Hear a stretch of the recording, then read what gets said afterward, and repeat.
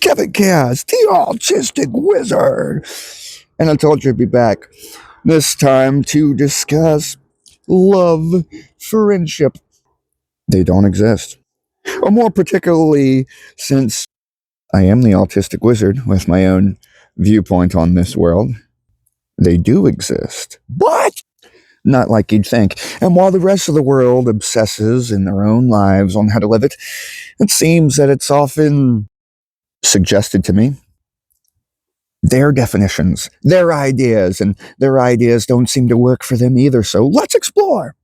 First, let's look at the dictionary definition of love. Reading, of course, my favorite parts. A chemical imbalance that gets you high. A survival mechanism for reproduction that comes in 3 stages. Ready for this? The first stage of love, according to the dictionary, lust, driven by testosterone and estrogen. We'll circle back to that. The second stage coming in attraction, driven by dopamine, norepinephrine, and low serotonin. We'll circle back. And the third stage driven by attachment, oxytocin and vasopressin. You already know. It sounds awfully a lot like drugs to me. Doesn't sound like thinking. Sounds like reacting to chemicals. So what do? Testosterone and estrogen are essentially your lust and sex drives. That compulsive desire. Lust. Attraction. Dopamine. Pleasure and reward. Might be a good time to mention for some of you people that if you smoke pot after doing something stupid as a stress relief, you're actually doubling down on the likeliness of you doing it again. Pleasure and reward. You just gave yourself a checkbox saying to the brain, I'd like to do this again. Norepinephrine is responsible for stress and excitement. Like playing a really good, really bad video game. And low serotonin leads to intrusive or obsessive thoughts. I just can't stop thinking about her. We can change that. For attachment leads said oxytocin and vasopressin.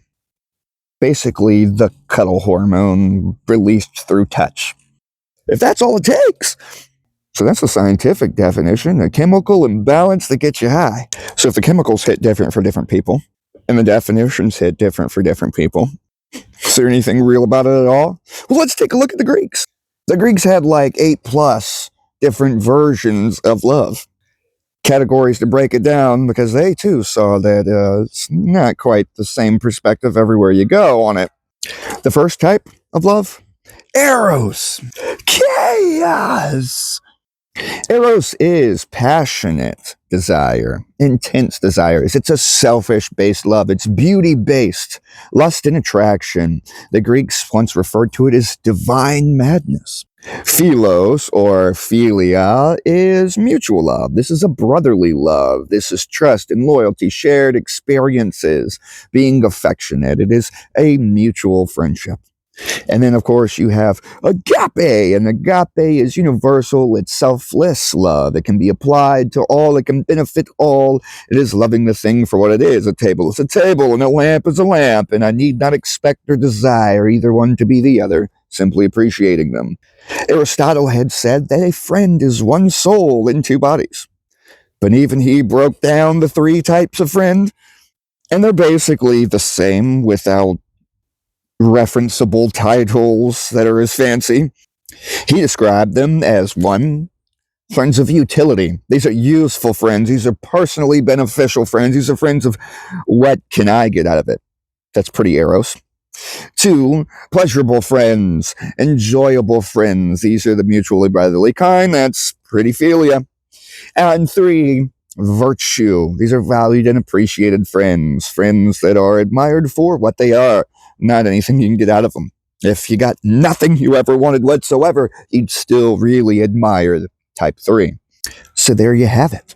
Friend, love, all this goody shit you might want to convince me while I play into your world and act right along with you.